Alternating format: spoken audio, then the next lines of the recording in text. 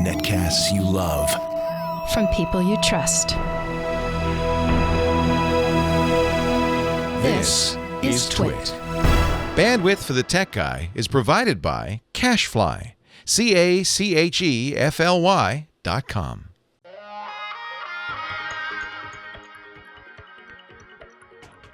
Hi, this is Leo Laporte, and this is my Tech Guy podcast. This show originally aired on the Premier Networks on Sunday, July 8th, 2018. This is episode 1504. Enjoy.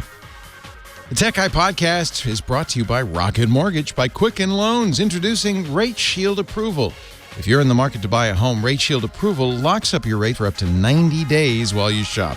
It's a real game changer. Learn more and get started at rocketmortgage.com/techguy. Well, hey. How are you today? Leo Laporte here, the Tech Guy. Yes, time to talk computers, the internet, home theater, digital photography. We talk about smartphones. I know it's the same old litany every week. You know by now. But in case you're new, those are all the things we talk. Anything with a chip in it kind of is the rule. Let me give you my phone number so you can participate. 8888-ASK-LEO. That's the number. 888-827-5536. That's toll-free from anywhere in the U.S. or Canada. You can still call if you're outside that area. Don't worry. That's no hesitation. You just have to use Skype out or something like that. You know, something that lets you make a phone call over the internet. 8888-ASK-LEO, the phone number. Let's see. Tuesday, the 10th anniversary of the App Store. What a phenomenon that's been. When Apple first announced the iPhone, I guess they announced it in January 2007, and it came out in June 2007, 11 years ago. Steve Jobs said, and all you need is web apps. And Safari had the capability of, you could say, go to a web page, say, put this on my homepage, and then that's it. That's all you had. Took them almost a year to come back, more than a year, I guess, to come back with the App Store. It's kind of unclear if Jobs didn't like the idea or if they felt the technology wasn't ready. But for whatever reason, he said you don't need the App Store. A year later, July 10th, 2008, Apple introduced the App Store and created a whole economy, right? I mean, in 10 years, billions and billions of dollars have been paid out to developers. There are programs, 10 of them, 10 games that have been downloaded more than 1 billion times each. What? There are companies making so much money in the App Store. A good example would be Fortnite. That's a game from Epic that came out a few months ago and has been making $150 million a day on the App Store. Pretty good. I think you could say it's a success. And Apple uses that success. Maybe a little bit, if you go to apple.com/jobs, which is a site they created to reassure the president that Apple was doing everything it could to create new jobs, they claim that Apple has, I think, created several 100 million jobs or something like that. And of course, most of those jobs are people who are slaving away desperately writing apps for the App Store, hoping to strike it rich, and we'll never see much, if anything, from their endeavors. Apple takes 30%. So of everything. So if the total App Store sales, let me just look that up. I feel like it's in the, it was $60 billion in 2017. $60 billion in 2017. But, that's considerably more than it's made in years since, or before, I should say. In fact, the amount of money it made in 2017 was more than all of 2007, obviously. Sensor Tower, because Apple doesn't say, but Sensor Tower says Apple's store revenues during the first half of 2017, $4.8 billion. That's more than they brought in for the whole of 2007, but of course with only 500 apps. Now there's millions of apps. Apple's doing quite well with the App Store. So happy anniversary. And I think we like it. There are critics. I have some misgivings about the App Store. It's kind of a walled garden. Apple doesn't let anything adult through, anything overtly political through. They're funny about what they say no to. But on the other hand, they don't let any malware through, for the most part. So I think on balance, it's created a lot of jobs, generated a lot of revenue for programmers. It's given us some amazing toys and tools. On the balance, it's been a positive. So happy anniversary to the App Store. Millions of TVs in America are tracking more than just what you're watching or what's on tonight. Article in the New York Times this week says there's a program, maybe you approved it, Samba TV. Do you remember when you first turned on your TV the first time you used it? It said, hey, to improve your viewing experience, we'd like to enable Samba TV. It will help you, I don't know, enables, here, I can look at it. I can see it right now. Enable Samba TV. Interact with your favorite shows. Okay, that sounds good. Get recommendations based on the content you love. Okay. Control your devices for exclusive content and special offers. By cleverly recognizing on-screen content, Samba Interactive TV lets you engage with your TV in a whole new way. Now, why wouldn't you turn that on? Oh, wait a minute. Here's some more. By enabling, you're agreeing to the Samba TV Terms of Service and Privacy Policy. You can decide whether to disable Samba TV at any time from within your TV settings. Now, of course, I bet you, most of you saw that. Did anybody read the Terms of Service of the Privacy Policy? Probably not. Or disable, which is way down at the bottom of the menu. At the top, helpfully pre-selected, is enable. And I bet most people turn it on. We know that 13.5 million people did in the United States. It's one of many companies that collect data from smart TVs. They've raised millions in funding. Sony, Sharp, TCL, Philips are some of the TVs that use Samba TV. Samba wouldn't give statistics, but one of its executives said at the end of last year that more than 90% of the people who saw that opted in. Said, yeah, nah, what could go wrong? Samba TV tracks nearly everything that appears on your TV on a second-by-second basis, according to the New York Times, essentially reading the dots on the screen to identify network shows and ads, as well as programs on Netflix, HBO, even video games you play on your TV. They've even offered advertisers the ability to base their targeting on whether people watch conservative or liberal media outlets and which party's presidential debates they watched. But even more, Samba can also identify other devices in the home that share the TV's internet connection. It's going out on your network and saying, what else is out here?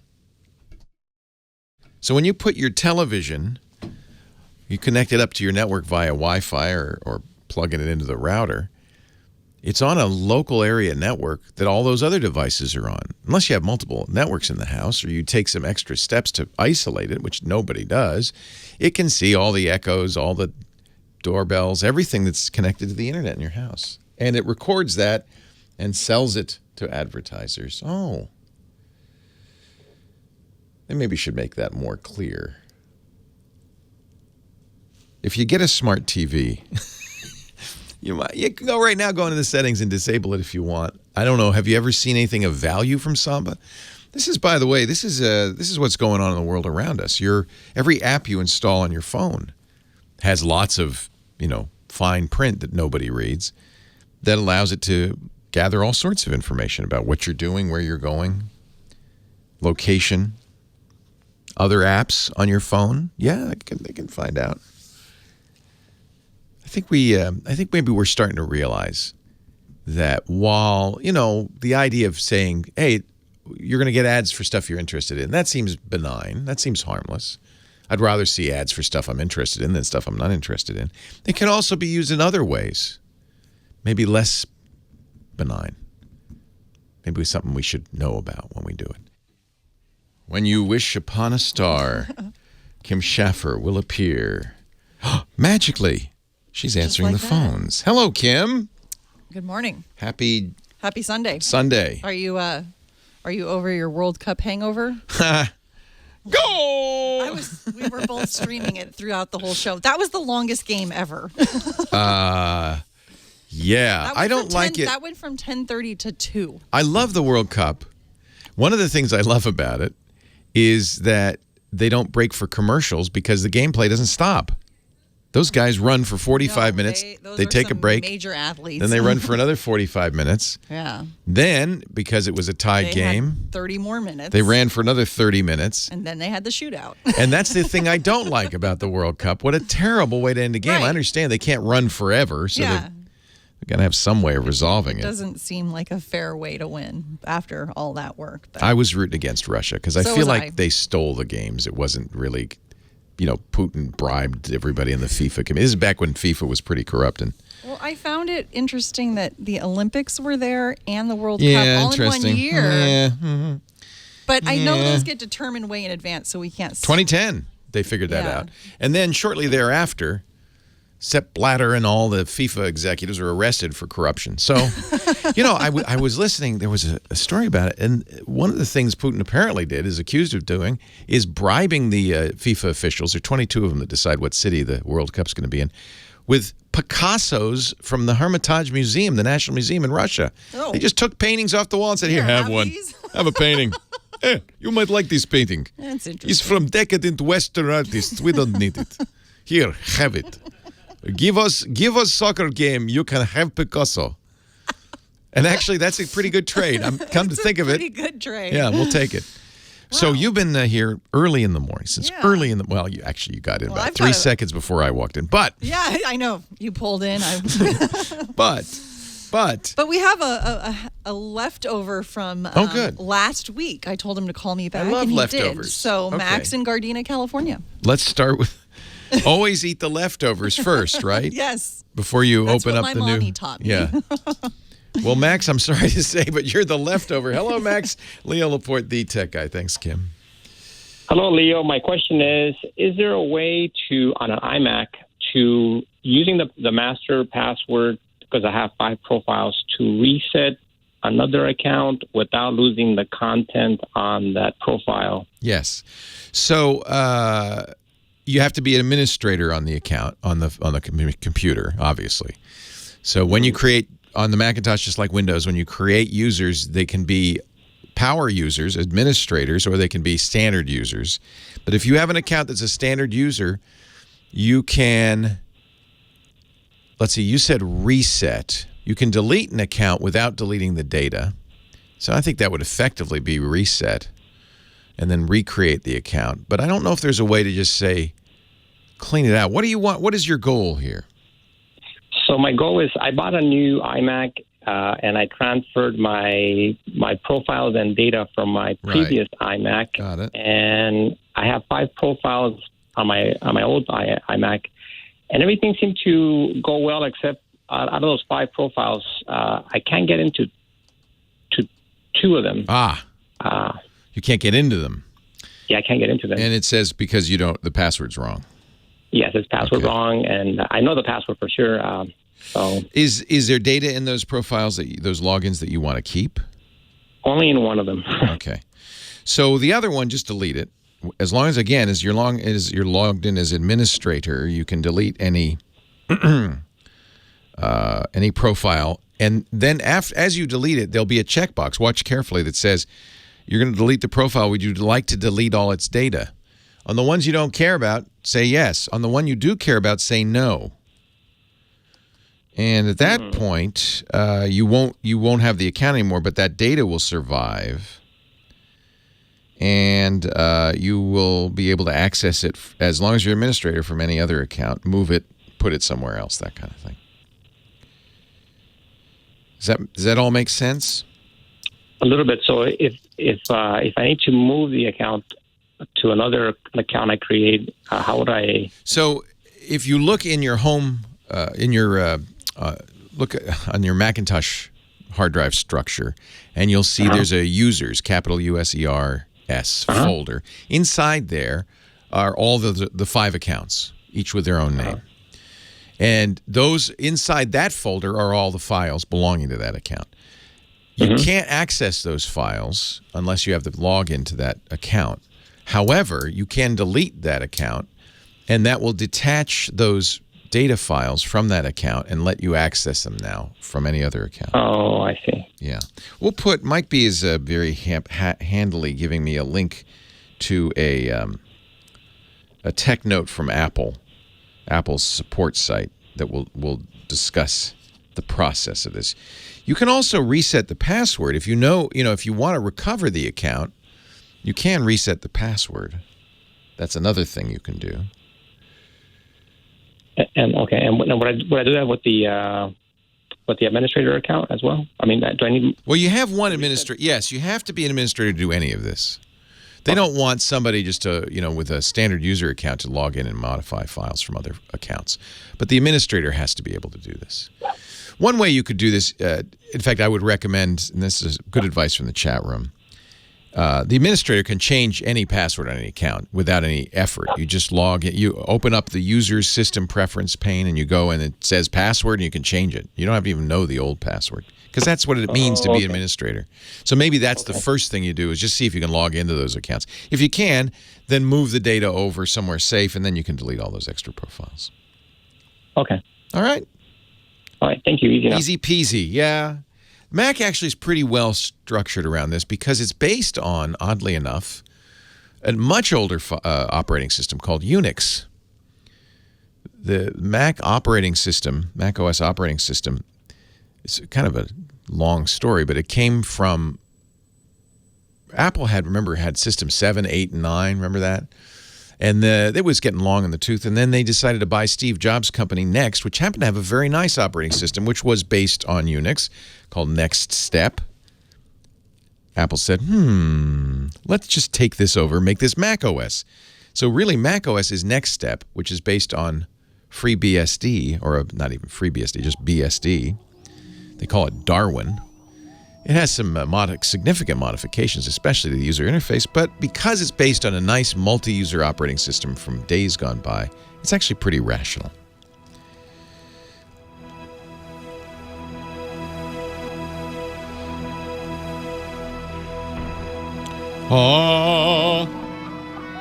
Coffee time. I shall return. Leo Laporte, the tech guy, 8888, ask Leo the phone number. On we go with line 1, Ed in Lisle, Illinois. Hello, Ed. Yeah, how are you doing this beautiful day? I am doing wonderfully. Just got a cup of coffee. That made my day. What can I do for you? How you doing?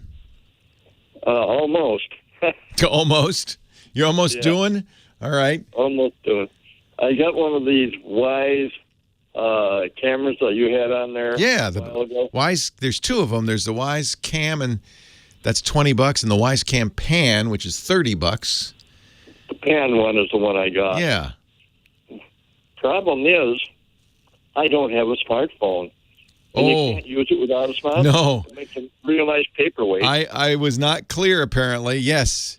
There's no way to use it without a smartphone. It doesn't even have a web interface. So that's $30 down the tubes. I mean, you're not going to spend $1,000 to get a phone so you can control your $30 camera. That's right.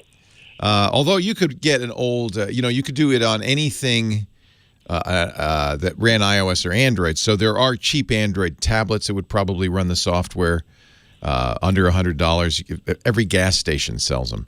They're not good tablets, but at least you could run the camera. Yeah, that is too bad. You have to have a smartphone, and I hope I said that. If I didn't, I apologize. Can you run it off of a FreeBSD computer? Is that what you have? It's one of them that I have. Oh, you're quite the geek, but you just don't. You decided you didn't want a smartphone. I had one, and it was so big it kept on falling out of my pocket. So I went back to a Verizon flip phone. You and I are of a generation where these things are phones, but for anybody under 30, they're barely phones. They're really internet devices, communication devices, and cameras. The phone is just, it's almost a vestigial feature of these things. And it's interesting. I mean, I think one of the ways Wyze Cam keeps the cost down is they have an app, but they don't have a big website that you can go to. I don't think that there's any way to log into it from the website. So without that, you can't use it on anything else. You need an iOS or an Android device. Now, I don't think you can do it on FreeBSD, but you might be able to. There are Android. Actually, this might work. There are Android emulators for desktop computers. The best known is BlueStacks, but I don't know if it'll run on FreeBSD. FreeBSD, so you're really computing on the edge here. FreeBSD is designed, for servers and things like that. It's probably the case that the Wyze Cam software connects to a FreeBSD-based computer, but no help at all. You need Android and iOS. Apparently, Wyze is thinking of getting a desktop app. But if they did that, there'd be, then there'd be the issue of FreeBSD. If you can get BlueStacks running, Wyze Cam runs in BlueStacks. But I don't think there's a BlueStacks, a BlueStacks version for a FreeBSD. You can investigate, look in your portage tree and see if there's something. Yeah. There may be other Android emulators. Wyze does work, oddly enough, on BlueStacks. I'm looking on the Wyze support forums. They say that there are some other Android emulators like a Duo S, which works. So see if you can find an Android emulator in your portage tree, and if you can, then that might be the way to do it. Yeah, I'll give it a try. Yeah. Hey, in Illinois, we have California beat in one thing. What's that? We're the highest taxed state in the union. That is nothing to be proud of, is it? I have a friend that has a house that was built right after World War II. Yeah. And he's paying over $12,000 a year tax on it. Oh, we pay more than that. Yeah. They, at least in California, we had a initiative, Prop 13, to keep the property taxes low, but they get reassessed when you sell the house. So they figure out a way to get you. Hey, somebody's got to build the roads and set up schools and libraries. Somebody's got to do that. Yeah. At least you got great bratwurst. No, you got to go up to Milwaukee. Oh, okay. We might come out your way because my 15-year-old's a Green Bay Packers fan. And I'm thinking I'm not going to stay in Green Bay. We'll probably stay up the road a piece in Chicago or somewhere around there. Maybe come down for the game because our 49ers are playing the Packers in the fall. So I'll wave as I go by. Nice to talk to you, Ed. I appreciate it. Kevin, Stockton, California. Leo Laporte, the tech guy. I'm sorry. Is it Joe? No, it's Kevin. Hi, Kevin. Hey, Leo. How are you? There you are. I'm great. How are you? I'm pretty good. Tell my dogs are going to join in. Hold on. Are your dogs fans? Hi, doggy. Oh, my gosh. How many do you have? It sounds like you might be in a kennel. I have a few. Are the dogs Mac or PC users? Android or iOS? What are their preferences? I don't know. They like PCs, Windows 10. Oh, they're all Windows. Okay, yeah. Yeah. What can I do for you? So I have a problem with my web hosting company. I'm trying to move my domain name. Yeah. And they're also the domain registrar. Yeah. And let me guess. Let me guess. Is the name of this company? Does it have anything to do with a father that is likes to go places? No. It's not GoDaddy. Okay. No. They're notorious for this. So everything is fine until last year, and they stopped responding. And I want to. What's the name of the registrar? What's the name of the registrar? Let's make sure they're alive. Okay, it's called Net Basics. BASICS. Okay, so they're a web host, and they do register the domains. Are they the registrar of record? Is the question. So, yes, that's what's on the Who Is. So when you see a Who Is, it goes to Net Basics. Yes. Okay, but they're not responding to any emails or phone calls. Email, phone call, or trouble tickets. The only thing they did, I was worried that I was going to lose my domain because it was up for renewal. Yeah. They did accept my credit card. Oh, what a surprise. Okay. Yeah, right. So so I see an 800 number. When you call that, nobody answers? They answer and say their office hours are from 8 a.m. to 5 p.m. Monday through Friday. Yeah. But when you call during those hours, you get the same message. Okay. So they're a tiny little company, and maybe they're not doing too well or whatever. So you have a little bit of a conundrum, but there are ways out of it. Any domain name registrar serves at the pleasure of ICANN, the Internet Corporation for Assigned Names and Numbers. They kind of franchise these guys. You can at this point appeal to ICANN saying, I can't reach my registrar and I need to get my domain back. There may be a bit of a process involved. You have to, understand that they don't want. There are people who hijack domains, so you really don't want to make it too easy to move a domain around. But if you can prove you own a domain, it's yours. You own it. Its registrar is just the person who took the registration. They do not own it. It is in your name. So go to ICANN, ICANN, and you can submit a dispute and say, look, they've disappeared off the face of the earth. I want my domain back. Leo Laporte, the tech guy. So this is interesting. Boy, this is really interesting. So, their website is still up. Oh, yeah. Everything looks normal until you try to contact them. When you do what's the domain? Do you mind telling me the domain? No, that's no problem. Go ahead. It's Cougaroo, KUGAROO.com. Okay, let me look it up and see let me look at the Who Is on Cougaroo.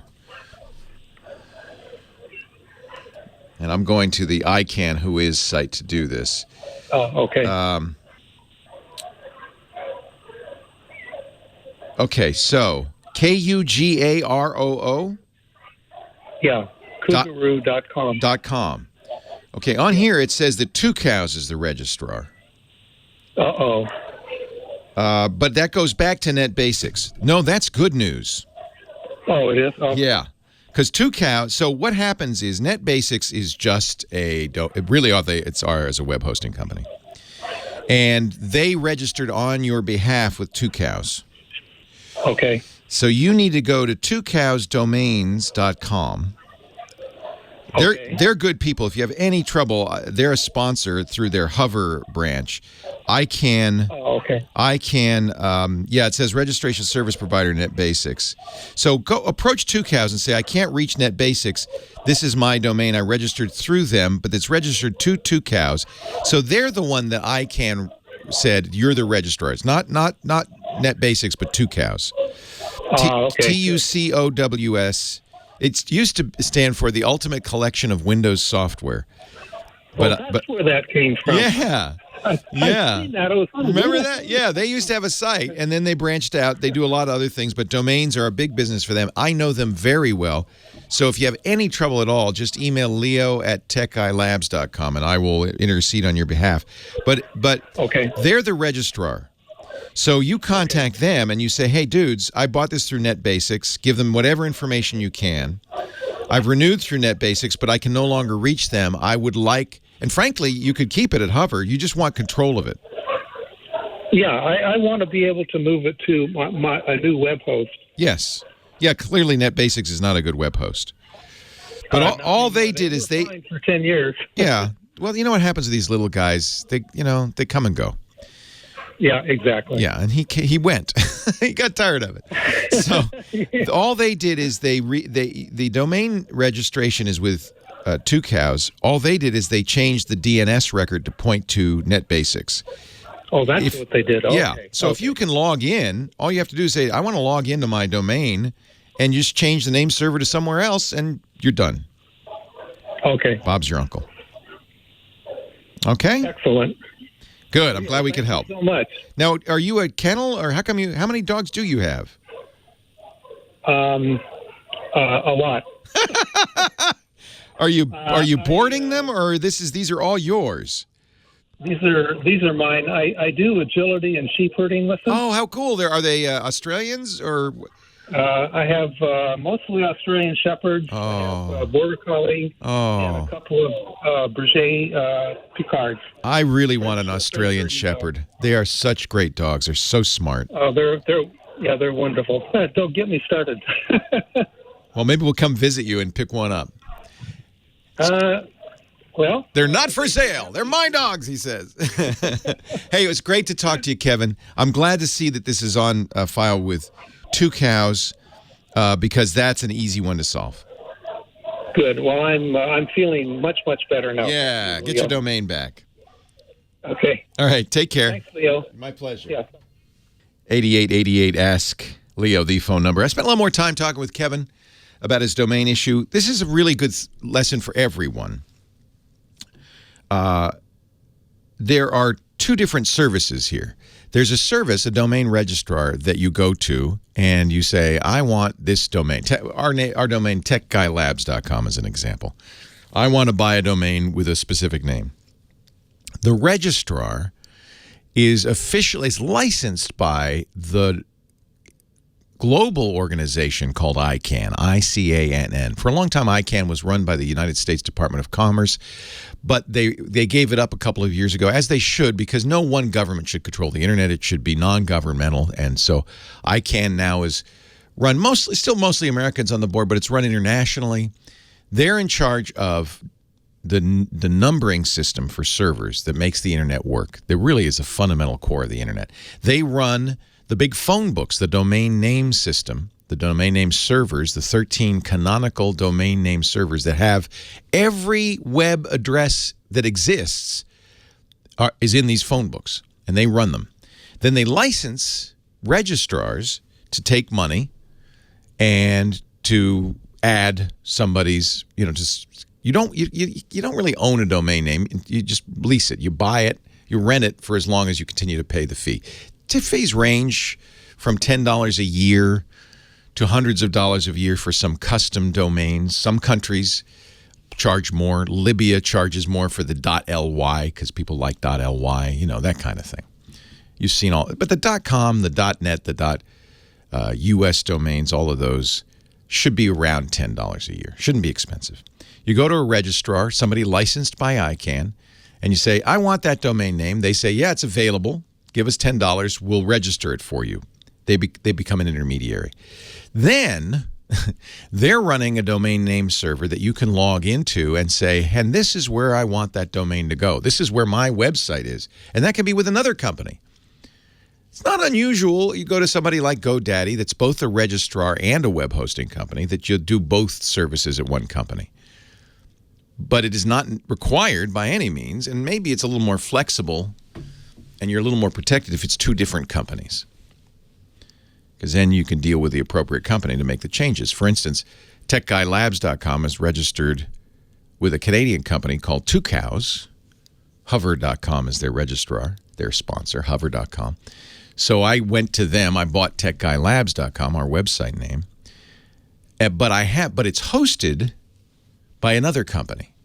So what I have to do, if I want to move my website around, and that's what Kevin wanted to do, if I want to move my website around, I go to hover.com, the registrar, and I modify the domain name entry. I say, from now on, this information will be maintained by the hosting company.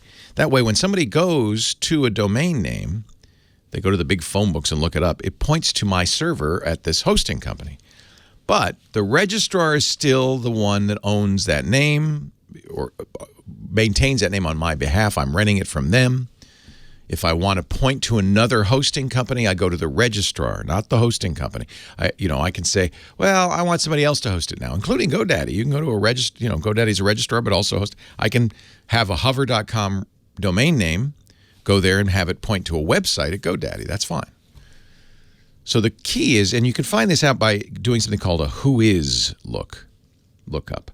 If you Google whois, you'll see that there are places you can go. You type in a domain name, and you'll get all the information about that domain name. Who owns it, phone number, address, all that's public record, by the way. Who the registrar of record is. And that's what I did with our caller. I simply went to his domain name registration, looked it up, and I found that, you know who the registrar was? It's not NetBasics. It's a company called Two Cows out of Toronto. And the good news is they're in business. They'll answer the phone. You call them, and as long as you can prove it, you don't want a domain name squatter to take your name, right? You have to prove you own it. But once you prove you own it, they'll say, okay, great. Here's the login. Here's how you change where it's pointing. You want to change a web host? No problem. You log in to Two Cows, change it there, and then your site moves to wherever you've pointed it. I hope I can. It's a complicated system. It works very well, obviously, but it can be a little bewildering for people who say, well, I went to this company and they set up a website for me. Well, they did, but they did all this on your behalf. The only risk, and this is something to be very aware of, if you go to a website hosting company and say, I want a website, they say, great, what name do you want? And you say the name, techguylabs.com, and they say, all right, great, and they buy it for you. If they buy it, not you, they own it. And unfortunately, a lot of unscrupulous web hosts will do this because now you're locked in. You can't go to the domain registrar and say, I want my name back. You don't own it. They do. They registered it on your behalf, but they didn't register it in your name. So you want to make sure that you own it. Not the web hosting company, not the guy who built your website. We get so many calls from people who say, I had a guy build my website. Now he's disappeared. I want my website back. Well, if it's all in his name, there's not a lot you can do about it. So make sure when you get somebody to do your website, you register the domain name, you have the login to the registrar, you have the login to the web host company, and you keep that. You maintain that. You don't, maybe he needs it for time being, but you want to own it. You want them to know you. You want them to have your phone number and your address and your name on record so that if the guy absconds and says bye-bye, you can call him up and say, hey, he's disappeared. I need to change my password because I can't get in because he changed it. And as long as you can prove you're you, that should be fine. Make sure you own what you think you own. Joe in Knoxville, Tennessee. Hello, Joe. Good afternoon here. So, did you do field day? My call's KG4UJC. Oh, I don't do it, but W6TWT. It's great to talk to you. I'm too busy working. But I look forward. You know what? The number one thing I want to do in retirement is all of that stuff. Go to the Hamvention and go to field day and really get active again because I love the ham community. Yeah. Well, my issue that I'm having is we care for my wife and my sons. We've got my parents and her parents we all care for. Her mom's living with us, and my parents are still on their own, but I have caretakers during the week. But my mom's bad about putting a cordless phone in her robe or in the chair with her, and she'll move and she'll bump it off hook. So when I try to call over at night before they go to bed to see if they need anything, the line's busy, the phone's off hook. So I have to drive over there and hang up the phone. And it's happened. I've had it happen every night in a week in a row before. And so I've looked around, haven't seen anything or found anything online, but I think I came up with a solution, and I've wired up a prototype. I haven't actually connected it to a phone line yet, but I've been playing with these Wemos D1 Mini. There you go. Modules. Yep. And the Relay Shield. Yep. And I've got one set up here at the house right now, assigned to using my SSID and the login for my router here at the house, and I can go to my local IP address and be able to toggle the relay off. Perfect. So I'm going to look at putting that in series with their phone brilliant. lines. So you turn the phone off and on again, and it'll hang it up. Yeah, and I've got a camera over there at my parents' house. So I can keep an eye on them, and you're a good son. That is a brilliant solution. I bet you we could think of a few more, but I think that's a really good one. Leo Laporte, the tech guy. I love that idea. So you're basically unplugging the phone remotely. Yeah, what I was going to do is chop the phone line, drop the phone line connection. Yep. I haven't tried with dropping the power to the base unit and see if that will make the remote unit hang up. I need to play with that because I've got a cordless phone here at the house, but I haven't done that yet. I think it might. Because it's a cordless, right? If it were like one of those old Western Electric phones and it was just off the hook, that's physical. There's no way to fix that. But because it's a cordless phone, I think cycling the power would probably do it. Yeah. They have, they've got 3 hardwired phones in the house, and I need to get some better ones because they're old Western Electric, Bell South. Yep. And if they take those off the hook, there ain't nothing you can do. You're the hard problem is they've got AT&T Uverse, and Uverse routers are crap. Oh, I know. They're awful. Opening ports up through. Yep. They don't make any logical sense at all. No. Through work, I deal with Comcast routers all the time because I do surveillance cameras installations. We have to open up about a half a dozen. Oh, so you have some experience on this, yeah.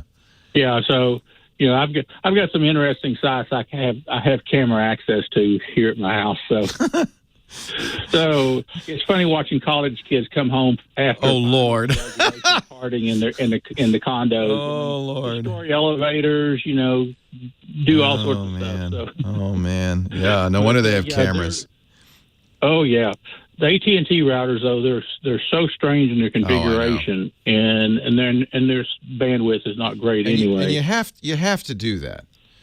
Unfortunately, because the way Uverse works, you can't use your own. You can't replace it with your own router.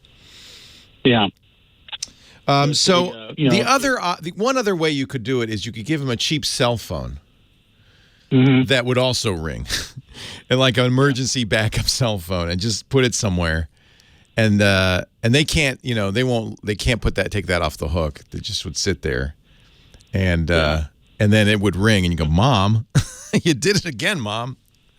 Yeah, the other option I looked at is doing something like a magic jack or something like that. But then they have to put up with, even with a cell phone, they end up with telemarketing calls. I've got a brand new cell phone from the new job. Isn't that terrible? And I'm already getting telemarketing calls. Yeah. Of course, I have fun with it. I answer county morgue. Is this for a body delivery or a pickup? I got to try that one. I have fun with telemarketing calls. Oh, I love it. The best one was some girl called for a guy one day, and I said, "Well, he's out on a date right now with so and so. I must have picked the wrong name for the girl he was out with." Oh boy! I hear this scream. He says he wasn't seeing her anymore. Son of a! Oh, now you caused some trouble, my friend. Somebody's in hot water. Hey, it's great to talk to you. I got to run, but I appreciate the call, and I think your Wemo idea is brilliant. Yeah, they're fun to play with. Little modules that do quite a bit. So have a good day. You too. Bye-bye. Take care. Well, hey, how are you today? Leo Laporte here, the tech guy. Time to talk computers, the internet, home theater, digital photography, smartphones, smartwatches, augmented reality, everything with a chip in it. All this technology that's changing our world, sometimes for good, sometimes for ill. One of my colleagues tweeted yesterday, can we just invent some technology that's not evil? And I thought, well, I don't think technology per se is good or evil. I mean, it can be used in good ways and evil ways. Is the internet good or evil? Are cars good or evil? Is the zipper good or evil? Well, it's handy if, you want to take your clothes off. It's evil if you get anything caught in it, but it doesn't by itself. Very few technologies have a bias in one direction or the other. Even nuclear weapons, which you could probably say, well, a nuclear weapon's evil. But weapons, aren't inherently evil. They can be used to prevent war. In fact, I think you could make a strong case that we haven't had a world war since the invention of a nuclear weapon because everybody's afraid somebody will use them. Now, I'm not sure that the world is a better place because somebody invented nuclear weapons, and I know that the inventors of the nuclear weapons, including Dr. Robert Oppenheimer, immediately regretted it. But you can make a strong case that it's neither good nor evil. It's just technology. So I think if we're going to talk about it on this show, I don't want to be a cheerleader. It's not all great. Look at kids walking around, families, whole families, entire villages, entire countries walking around staring at a screen all the time. Now, it's really cool that you can put in your pocket a powerful computer, the equivalent of a mainframe computer in your pocket that's always connected to the outside world. That's amazing. That is truly revolutionary. I think we really take it for granted. The smartphone is a miracle. GPS is a miracle by itself, and it's got that, and it's got a great camera, and it's got the internet. I mean, it's a miracle. And of course, it can. Sometimes we spend too much time staring at it, especially if you just walked into a tree. You might say that. So it's neither here nor there. It is, however, I think, something we need to pay attention to and try to use it in the right way. Try to be thoughtful. I guess that's the word I want to use. Thoughtful about it. And that's what this show's about. How technology can bite you, but also how technology can be used to make your life better. And then in a way, that's always what I wanted to do. The day I started doing this, and that was back 27 years ago, I started doing a call-in show about, at the time, it was about DOS. A little bit of Windows thrown in. And Macintosh, because Mac came out in 84. I started doing this in the early 90s. But I always thought, well, I want people to understand how to use technology to defend themselves, in effect. Because I knew big companies and governments would start using technology against us in some ways. Look how face recognition is being used, I think, in some ways against us. City of London just installed cameras everywhere. England's famous for having cameras everywhere. London, there's probably no time you're on the streets of London that you're not being surveilled by more than one camera. They recently set up a face recognition system in London, trying to find bad guys. They went through all the pictures of all the faces of everybody walking the streets in London. That by itself is a little scary. But the funny thing is, they didn't find any bad guys. It didn't work. Well, wait, I take it back. One guy was arrested. He was falsely identified as being a criminal. In fact, it was a little bit of a problem because the police didn't say, "Are you this guy?" They said, "You are this guy," because, hey, computers are never wrong. And unfortunately, the guy got a little bit hassled inappropriately because he wasn't the bad guy. So face recognition, in fact, we know it doesn't do a very good job because of the way it's trained. It doesn't do a very good job with people of color, which should scare you if you're African American. That should terrify you. You don't want police all over the place using these face recognition and falsely identifying you as a criminal. They already do that anyway. If you're dark in this country, they already do that anyway. Now they're going to have, this is the real problem. The computer said you're the guy. And we all have, many of us have this false faith in technology. Oh, that's the computers. How many times have you been online with an airline reservation? Well, the computer said. The computer isn't wrong, can never be wrong, right? We just assume it's a computer. It can't be wrong. 8888, ask Leo the phone number. Computers, I'm here to tell you, are often wrong. Often wrong. Maybe not as wrong as humans, not as often as humans, but they're often wrong. Because guess what? That computer was set up by a human. Bob in Connecticut, Leo Laporte, the tech guy. Hi, Bob. Yes. Good Welcome. Afternoon, sir. Yes. Good to talk to you. Yeah. The reason I'm calling, actually, a couple of things. My wife and I've always been a Motorola freak. So, You're a Motorola what? Creep? I'm a Motorola freak. I don't. Oh, freak. In 25 years, we own cell phones and. Nothing wrong with that. They invented the cell phone, Yeah, Yes, I know. But who owns them now? Well, I'm sad to say. Motorola, a great company. It was Chicago-based. It was a legendary American technology company. In fact, did you know then where the name Motorola came from, if you're a Motorola freak? No, I don't. They made record players for cars. Oh, that's right. Yes. Before there were radios in cars, for a very brief period of time, for obvious reasons, people drove around with record players.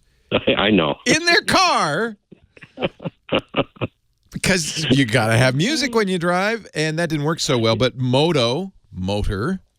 Victrola, right? So they were making Victrolas for automobiles. They've soon found better things. They made radios. They invented the cell phone. They were in Chicago. Google bought them briefly. I don't know if you remember this. Google owned Motorola for a while. Right. They still don't? No, a couple of years in, it was actually kind of a big boondoggle. This is not unusual in technology work. They bought Motorola for $12.5 billion in 2012, 2011. $12.5 billion they paid. They sold it for less than $3. Uh-oh. And they sold it to, are you ready? Sit down, this great American company, to a Chinese company called Lenovo. Yes. I've heard of that. That's who's making your Motorola phones now. Now, for a long time, the Chicago group was still designing and building the phones. They were building it in China, but it was on their design, and they were still great. The Motorola G2, 3, 4. The latest Moto phones, the new X that just came out, which I think is a great phone, and the G6 now, they're still great phones, but they're now being designed not in Chicago. They've moved the whole team to China. So I wonder, I have to say Lenovo's done a good job with another company they bought, another old American company. Remember the IBM ThinkPad? Lenovo bought that brand. They make ThinkPads, and they've been good stewards, I think, of the ThinkPad brand. So that's good. Let's hope they do the same with Motorola. Right. Now, my wife and I, we have twin phones. We on Christmas Day, they had a one-day special where you could get update your phone for $50. Oh, that's so cute. So you have twinsy phones. Which ones do you have? So bad. I just felt so bad. We both have the Droid Turbo Ballistic Nylon 64 gig RAM. Okay, so this is an unholy alliance between Motorola and Verizon. Right. And I don't use the word unholy lightly here, but okay. Are you happy with those phones? We love the phones. My wife's phone, of course, she doesn't have all the garbage I have on mine. Yeah. But after, I think, 2.5, 3 years, it still runs like a Swiss watch. Good. My phone, unfortunately, I'm one of those guys I don't need any protector, usually because I was always used to holsters, and of course. Well, and you bought that thing is ballistic nylon. It's supposed to be tough. Yeah. Well, what happened was when like I said, I've dropped 100 times and it was always fine. I put a hairline crack in the. Yeah. The screen is always the most. There's no way you can get around this. You got a big piece of glass in the front. Every phone is vulnerable there. There's nothing you can do about that. But what it did is that the left speaker doesn't really work. So that must have, because it fell in that area. Okay. So I'm going like, okay. Somebody says, well, there's a way you can boost the volume on your phone, like whatever. Maybe it's time for a new phone. How long have you had that $50 device? Come on. Yeah, I was thinking that. Hey, I got to take a break. Hang on. We'll talk about the new crop of phones, because there's some really nice Android devices out there still. Not having the left speaker, it's not the end of the world, but maybe it's time. Do you want a new phone? Maybe I made that up. Well, I'd love to get another one of these, but, it's a Shurian, and I remember working in a casino for, a long time, table games. I heard horror stories from people who got, replacements. Yeah, I wouldn't get a Droid at this point. Really? Yeah. You can get a Motorola. The new Motorola Z3 just came out, and that's listed as $500, but you might get a better deal if you go to Verizon. I don't even know if Verizon's still doing the Droid brand. I think they might have dropped that. If you want to save a little more, Motorola makes a G6 which starts at $250, and that's an excellent phone. And now it's not going to be, ballistic nylon. Not that helped you in any way, did it? No. Unless I catch a bullet. Yeah, maybe if it hits that right there, it's like the Bible. You just hope the bullet hits the middle.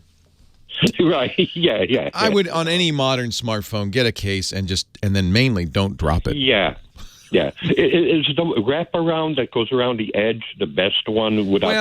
Yeah, I get OtterBox. I make my kids buy OtterBoxes because OtterBox? Yeah, I don't drop phones. I actually often carry phones around without a case.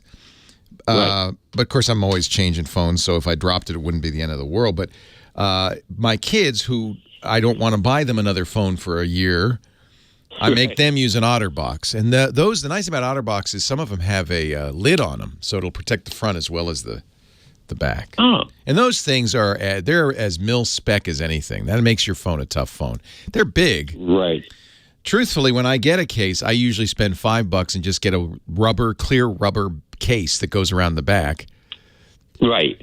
And that'll give you as much protection as anything if you drop it anywhere but the screen. And then, like I said, the screen is always vulnerable on any phone because glass is glass.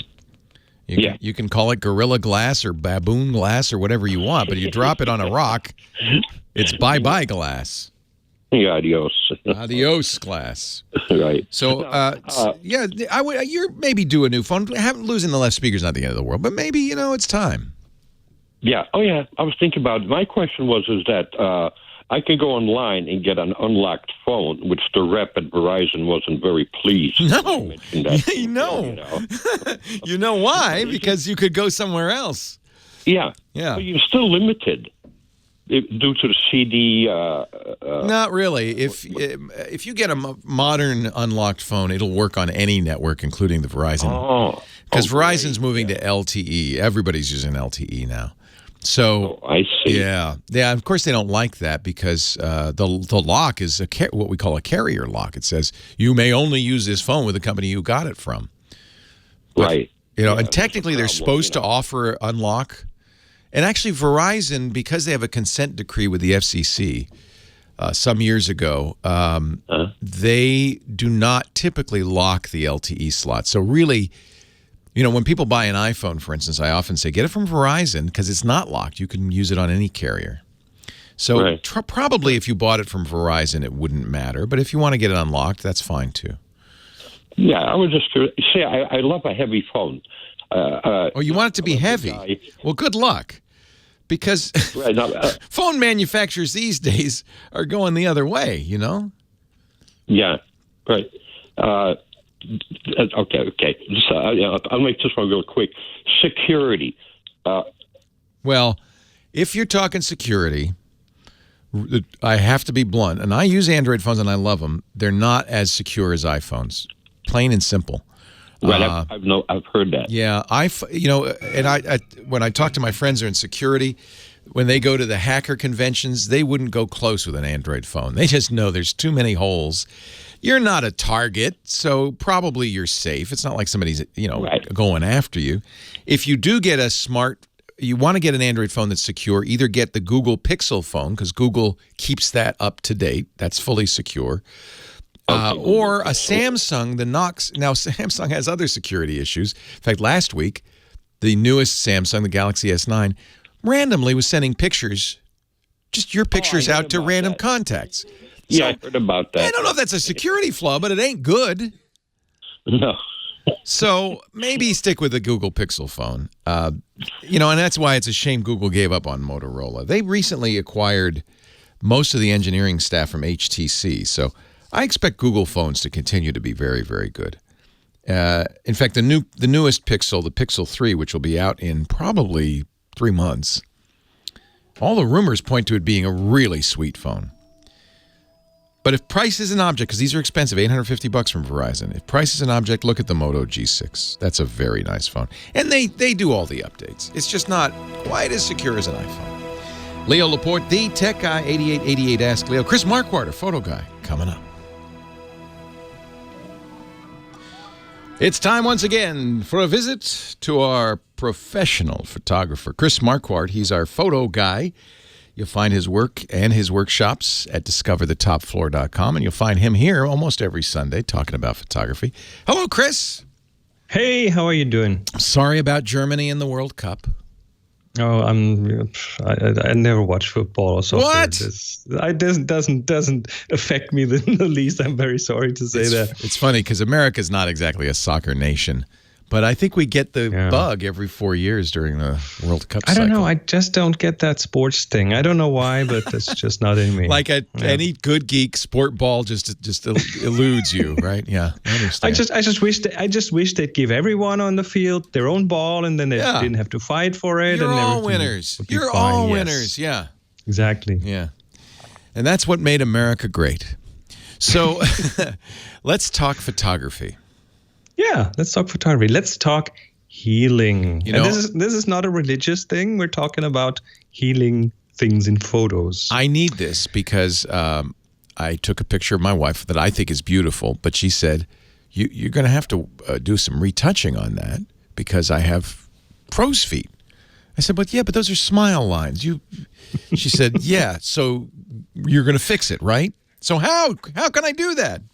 Well, I want to talk about one tool in specific, and it's called the cloning brush or the healing brush. And you'll find this in almost every photo editing software. I use Lightroom, so that's what I'm using as an example, but you'll find it in other tools. And it's pretty much to fix blemishes. Like you have a spot somewhere, you might have some dust on your sensor, and you get a blotch in the sky that looks weird.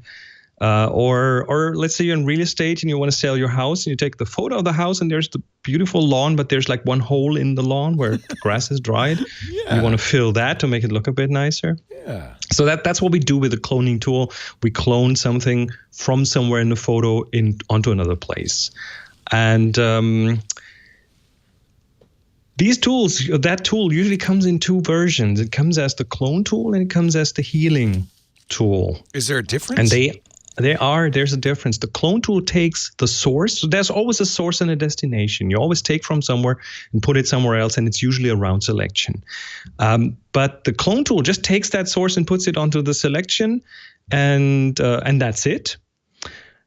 While the healing brush, when you switch that brush to healing mode, it will do the same, but it will adjust the brightness and the color to the destination. And that is really helpful if you want to clone something over from something that has different light on it or that has just slightly different color, which is very normal in photos. And it just makes it a bit easier. And if you try this on a little dust bunny in the sky, you click it and it's gone pretty much. So it's really very, very seamless. That's a great use for it because I every once in a while I have a dust on my lens or something, or actually I guess it's on the sensor, and it looks like a little, and I dot. do this all the time. Before I bring that in for servicing, for cleaning the sensor, I'll try to drag this out as long as I can and just take care of those couple of spots in the sky this way. So the cloning point, you can change the size of that. In Lightroom, it's the middle mouse wheel, and that makes it bigger or smaller. It also has a feathered edge. So it's not you can have it with a hard edge, but you can also kind of soften the edge, and you can change that, I think, by holding the Shift key while turning the mouse wheel. And depending on the application, you have to try which one works better. The nice thing in Lightroom is this is a non-destructive change because you can go back and just either delete those points or you can move them around. So if you didn't hit the spot perfectly, you can just grab that with the mouse and drag it around, both for the source and the destination. And you can even go really detailed. If you want to be very precise, you can even just click on one of the selections and then use the cursor keys on your keyboard and just nudge it back and forth, up and down, left and right. So that's conceptually always the difficult thing for me to understand. When I'm using the clone tool, there's two dots. One's on the thing I'm fixing, and you click on the destination. You click on the thing you want to fix, and Lightroom is going to make a guess from where it wants to take that. So it's kind of copying the color, the image underneath the second dot onto the first dot. Right. And it tries to guess where to put that source dot, where the stuff comes from. And if it gets it wrong, you can hit the / key so it makes a new selection. If that's still wrong, just grab it with the mouse and drag it where you want it. I like that / key thing. No, but you don't have to have the fancy tool Lightroom, because Snapseed, which a lot of people use, has most tools do that. Yeah, yes. yeah. Okay. It's just the one I'm used to and the one I use every day. So, but for those out there who use Lightroom, here are 2 additional tricks that I come to really enjoy. And one is, just imagine you want to take out, let's say you have an electrical wire in the sky in a straight line, and it doesn't have to be a round selection. You can kind of paint that selection as well. So you can drag that cursor over that wire and make a long selection this way. And that's helpful, but making a straight line is even easier. And the way you do this is, again, this is in Lightroom. I don't know what other tools do, but if you click on the beginning, just make a dot on the beginning, and then while holding the Shift key, click at the end of that line. It will make a line for you. It will make a straight line for you. And this way, if you have, like, let's say a lamppost or something that you want to clone out of a photo, this would be the way to do that. And you know how sometimes those dust bunnies that make spots in the sky, how they are not like, they don't always have a hard edge. They're sometimes hard to see, and kind of they have fuzzy edges, and they're not that dark. There's another tool built in, is called Visualize Spots. And if you're in that clone tool, this always bugs me. The names they choose make no sense at all. I know. No, they make no sense at all. The keyboard shortcut is even weirder, because the keyboard shortcut for Visualize Spots is A, for whatever reason. You're doing the opposite of visualizing spots. Well, what you do with that tool is this whole picture changes into this weird black and white, strange photo, and it kind of enhances some edges. It almost looks like Terminator vision. But interestingly enough, you will easily be able to spot those dust spots in the sky. You can see them straight away. Okay. Yeah. And you can even work in that mode. You can even clone in that mode. So this is kind of the straight line trick. Click on the first one, then shift click on the end of that line, and it will make a straight line. And the second one is Visualize Spots with the A key. Will help you find those dust bunnies. So that's I never knew about that tool. I'll have to remember that one. That I use this almost all the time. It's really, really good help. I had a little speck on one of my sensors for much of a trip, and then when we were in Japan, and I looked at my pictures, and I didn't see it until I looked at the sky, and there's all these. Yep. And I thought, oh man, they're ruined. So healing and cloning helped get rid of them, and now I know to find them. Visualize Spots. Mm-hmm. That's unique to Lightroom, though. I don't think you see that in a lot of. I don't think anyone else is doing that. Unfortunately, I wish all the others did the same thing. Yeah, it's a good tool. We need more choice, sure. There's still reasons to spend money and get Lightroom. Yeah, but let's wait. There are a couple of companies coming into the game trying to take some of that cake. So we'll see. I think within the next 6 to 12 months, we'll see some strong competition coming up. Good, and let us know, because I'm. It's not that I don't like Lightroom, but it's slow. I'm following that very well. Yeah, I wouldn't mind an alternative. Chris Marquardt is our inspiration. We're doing a photo assignment, by the way. Take a picture illustrating the word or the concept hands, and then upload it to our Tech Guy group on Flickr. What do you think? A couple more weeks? Yeah, probably a couple more weeks. The eyes assignment. Oh, not hands, eyes. No, eyes. Oh, man. I've been taking pictures of hands all week. Okay, eyes. Find Chris at discoverthetopfloor.com. 8888 Ask Leo, the phone number. We go on to Darwin in Broken Arrow, Oklahoma. Hello, Darwin. Hello, Leo. How are you today? I am wonderful. Welcome. Excellent. Thank you. I have a couple things I want to talk to you about. First thing, I remember recently hearing you talk about that iPhone that the FBI in California was trying to crack for so long, and they were finally able to get into it by using a brute force. That's right. Do you know what program they used? They never said. No one ever said. So this was the tragedy in San Bernardino, the husband and wife who killed many, many people at the place they worked. The FBI I mean, they already got the shooters, but the FBI wanted to see if anybody else was involved. And there was a secondary phone. They had erased their primary phone, but there was a secondary iPhone. FBI couldn't unlock it. It had a 4-digit code on it. Went to Apple. Apple said, no, we're not going to unlock it for you. To do so, well, the FBI wanted them to write special software. And they said the problem with that is if we write this special software that unlocks his phone, it really poses a security risk for every other iPhone user. The FBI had taken them to court, eventually withdrew the case, saying, well, we figured out how to unlock it anyway. No one knows how. FBI won't say. We do know that we believe they spent more than $1 million to do it. And my guess, most people's guess, is they went to an Israeli firm called Cellebrite that claims to have ways to unlock them. They're older phones, though, not newer phones. So it was a phone with a 4-digit code. All the new iPhones require 6 digits, which is considerably harder to unlock. And while companies like Cellebrite still claim that they can get into these phones, it's usually by taking advantage of a loophole, a bug, a flaw. And as soon as Apple finds these, they patch them. The most recent one, people were able to use the Lightning port with a locked phone and use hardware that would take all the software off the phone and then at their leisure try to break into it. Apple recently, the most recent update of iOS 11, turned that feature off. If a phone has not been unlocked within an hour, the Lightning port ceases to be available for data transfer. So this is Apple working constantly, I'm afraid, much to the dismay of law enforcement, to lock that phone down. Now, I have to say, law enforcement says this is terrible. You know, we can't get crooks anymore because they're using encryption. They're using they're using hardware that we can't get into. The truth of the matter, I believe, is that technology has allowed law enforcement amazing abilities to spy on us all the time. They have, in effect, a big screen TV that they can see everything that's going on. There's a few little dots, a few little things they can't get into, like your smartphone, but that doesn't mean that they can't see your location at all times, that there aren't cameras everywhere. There are plenty of ways to surveil you.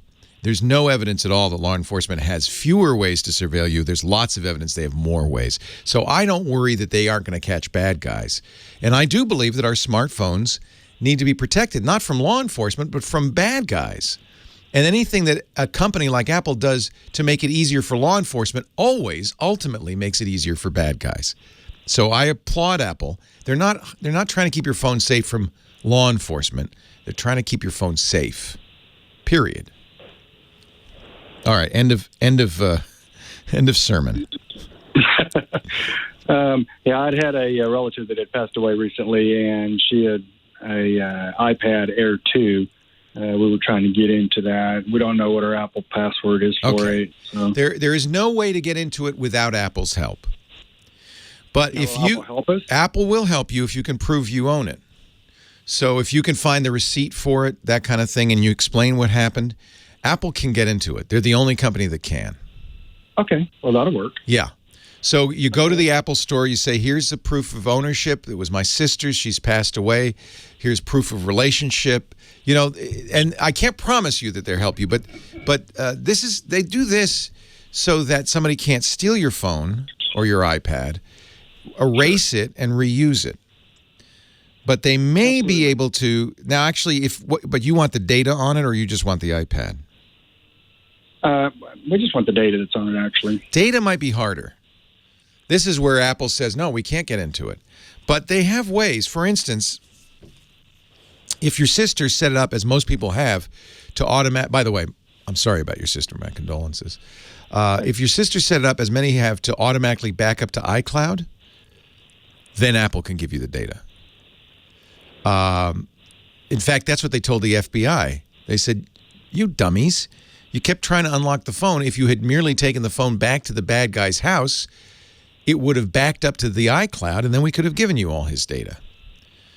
Now, you're not law enforcement, so I don't know what the rules are about giving you the data from iCloud, but they do have access to that. That is not hidden from them. So there may be ways. It's certainly worth contacting them and explaining the situation. I'll go to the local Apple store and see if they can't help me with that. I have one just a couple miles from my house. You might want to bring if you have a death certificate, identifying information about purchase. Of course, your identifying information. The more documentation you have, the better. Yes. So sorry. I'll give that a shot and see what we can do. I got one more question for you. Yes, if sir. You have time. Yes, sir. Plex. Yeah. So, big lover of Plex. Wonderful program. What I would like to know is there a legal way that you know of to... I almost can complete that sentence and say no, but go ahead. Anytime somebody says, is there a legal way? Well, DVDs, are copyrighted and they're protected. So and, you want to put your DVDs on your Plex server? Is that what you want to do? I do. Yeah. So technically, it's not legal. Technically, because we have really a draconian copyright law, the Digital Millennium Copyright Act, that makes it illegal to reverse engineer copy protection.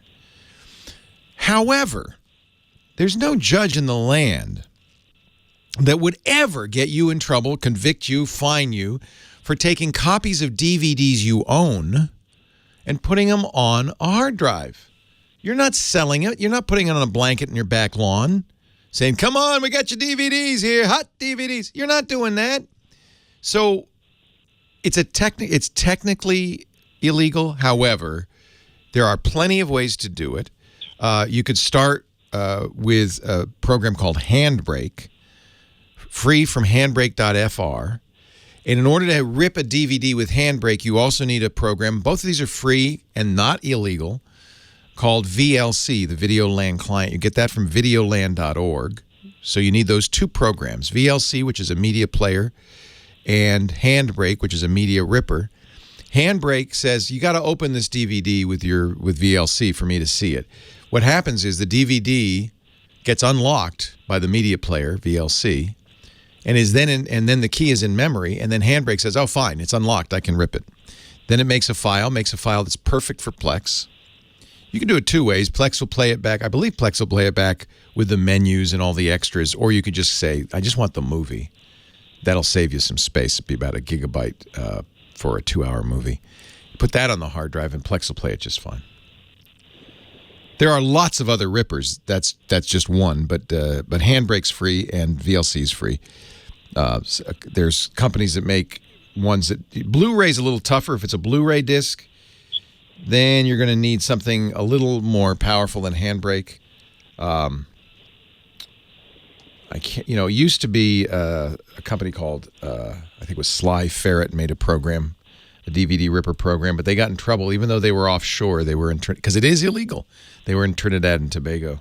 But I think that they're back making Blu-ray rippers. A little Googling, you'll be able to find it. Don't sell it. Don't. Yeah, don't rip. And, DVDs are easy.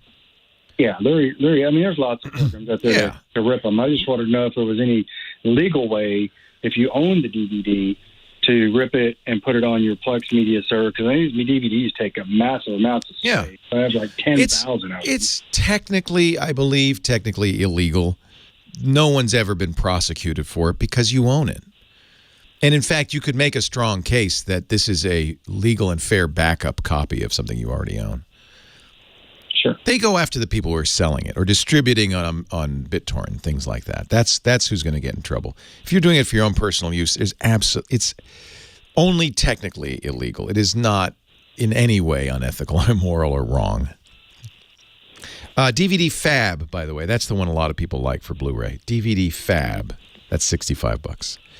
Yeah, I'm familiar with that one too. Yeah. Hey, thanks for the call. I appreciate it. Yeah, there's no legal way to do it just because the DMCA says you can't bypass copy protection, and these are all copy protected. Leo Laporte, the tech guy.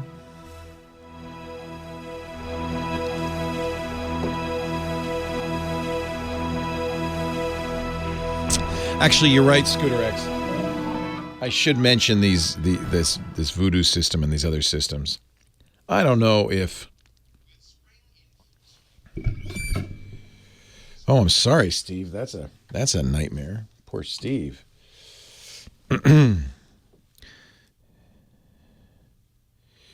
Voodoo will take an in-home disc and make it digital. Do you have to have... Wow.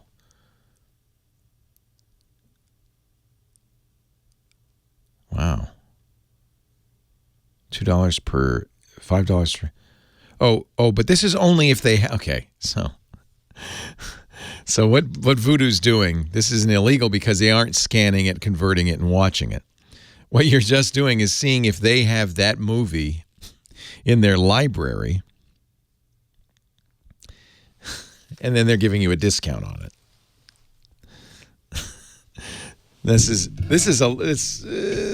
They're not really ripping it. That's how they get away with it. And it won't work if they don't have it already in their library, right? So if it's a movie that Voodoo doesn't offer,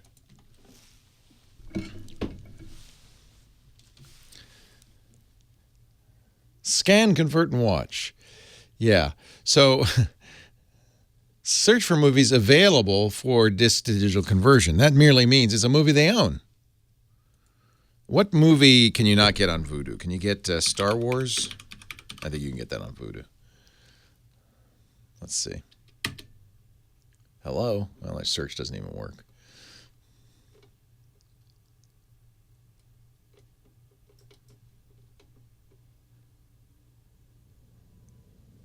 Yeah. You're watching them instantly because they have it. They own it. This is just a discount because Sky Bandits, you can't get Sky Bandits? All right, let's see if Voodoo has Sky Bandits. I have the Sky Bandits disc. Can I get it? Well, the search doesn't even work, so I can't even use it.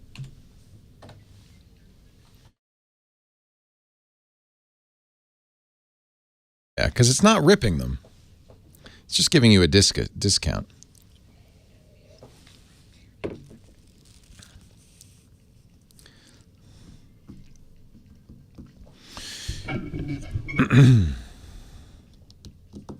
Search blocked by the man. All right, I'm going to take a walk. I shall return. Well, hey, how are you today? Leo Laporte here, the tech guy. We're talking about computers, the internet, home theater, digital photography, smartphones, smart watches, all that jazz. 8888. Ask Leo, the phone number, 888-827-5536. That's toll-free from anywhere in the U.S. or Canada, outside that area. Oh, it's okay. You can still call. You just have to use VoIP, voice over internet, something like Skype to call, and that way it won't cost you anything, and you can stay on hold for hours, as many of our callers today have. I apologize. I'm going to get right to you right now. Let's start with line 4. Ben in Memphis, Tennessee. Hello, Ben. Thanks for your patience. Hey, Leo. Good talking to you. Thanks. Thank you. What can I do for you? I've got a Drobo 5N. Yes, sir. That is serving up network-attached storage on my network. Yep. Been running a couple of years, running fine. All of my PCs and laptops are running Windows 10 1803. Uh-oh. And they up to this point have all been upgraded in place. So I've just been, going from 1703 to 1709 to 1803. Everything's fine. One of the PCs, actually it's the ThinkPad, was having problems. And I suspected software. Turned out it wasn't, but that's out of the side of the point. So I did a Windows reset on it. A complete, clean reset. Back to cold metal and back up. Now it won't connect to the Drobo. It was connecting before. Certainly. And just to be for fun, I, of course, took a system image before I did it. Smart. I laid the system image back down. Yeah. And it connected just fine. I did another reset, and it won't connect. Is there Drobo software that you didn't reinstall that you might need? Well, Drobo requires the dashboard. It doesn't actually require, but it has a dashboard that's an administrative tool, not a sharing tool. Right. So none of my systems have the dashboard on. Okay. Except the server, I quote server, just my main PC. Now I have other network shares around in the house, and I've gone using the PowerShell get SMB connection command, and I can see that my other Windows PCs that are serving up network shares and the Drobo to the systems that I can connect to, they're all serving it up on SMB version 3. Oh, that's important because version 1 has been deprecated for security reasons. Yes, and the server, the Windows 10 1803 reset that I did was post the June 2018 Windows update, which is where that deprecation got effected. And I've been to Drobo, and does Drobo need Samba 1? No, the Drobo is actually running to the connections to the other systems. It's running version 3, SMB version 3. Okay. So it should work. It should work. Yes. That is something that Microsoft has changed. Yes, and the Drobo 5N supports version 3. Okay. And in my case, it's running version 3. Okay. And I can satisfy my immediate need by rolling that one system back to my system image. Yeah, but you want 1803 on here. Well, the system image is 1803. Oh, it still is. Oh, okay.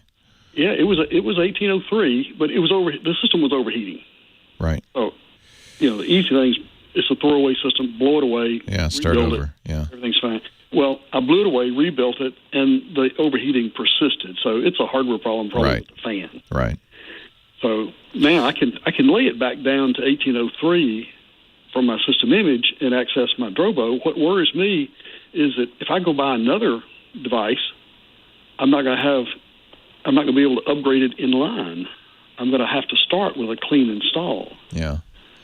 And my experience to date says the clean install won't connect to the Drobo. So I don't know. This is a fairly advanced topic. I'm a Drobo user myself. They were a sponsor for a long time. I did use a 5N for a long time. I'm not using one today, and it does sound like this might be something. Microsoft changed the networking stack with 1803. It might be something. I think this is a call to Drobo, unfortunately, because it sounds like there might be a driver or some sort of software that Drobo used to work. That would make sense because it was installed in the old image, but it's not installed in the clean install. And it probably is on your other machines, but what it is, I don't know. So I think you're going to have to call Drobo and see. If it is a bad Drobo, well, it can't be because it works on the other machines. Somebody in the chat room saying, and I think this is the case, the Drobo dashboard is more than just a user interface. It does install some drivers.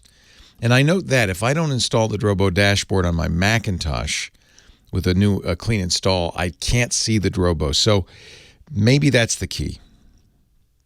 SMB, server message blocks, is a networking protocol used by Microsoft. And, SMB1 was superseded by SMB2, which has since been superseded by SMB3. I think it was superseded at least 10 years ago. But Microsoft always serves the master of down or backward compatibility, right? And so SMB1, until 1803, the latest version of Windows, was supported. That turned out to be not such a good thing because the NSA, oh, what a tangled web we weave, had created a hacking tool that was able to spread through Windows networks using a flaw in SMB1, the original Samba protocol. Actually, the original Samba protocol is more than 30 years old. So it shouldn't be used, but unfortunately, it was on every version of Windows. Microsoft says, stop using it. It's not efficient, it's not modern, and most importantly, it has a major security flaw in it. Oh, did I mention the NSA found the flaw? But then, silly NSA, they got hacked.